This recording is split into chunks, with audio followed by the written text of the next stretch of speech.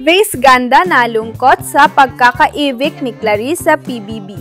Hindi napigil ang maglabas ng kanyang nararamdaman si Vase Ganda matapos ma-evict ang kanyang malapit na kaibigan na si Clarice mula sa Pinoy Big Brother house.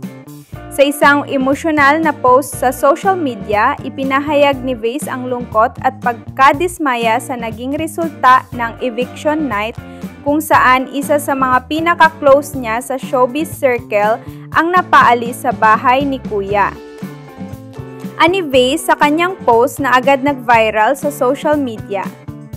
Now that Clarice is out of the PBB house, it's time na we really start supporting this brilliant talent. Magandang exposure sa kanya ang PBB para mas makilala ng mga manunood. At tulad ng matagal ko ng hangad, sana masyakapin siya ng madla dahil may pambihira talaga siyang talento.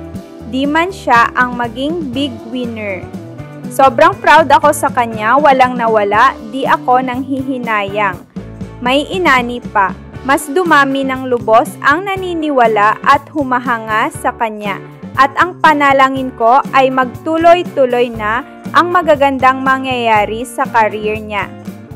Hindi rin maitago ni Vase ang pagka-proud sa kaibigan at binigyang diin niya na kahit hindi man umabot sa dulo si Clarice, napakalaki ng impact na iniwan nito sa loob ng bahay sa housemates, sa mga manunood at syempre sa kanya bilang kaibigan.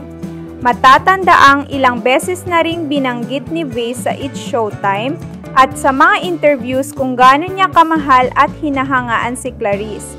Kaya hindi na nakapagtataka na ganoon na lang ang kanyang emosyon sa naging eviction.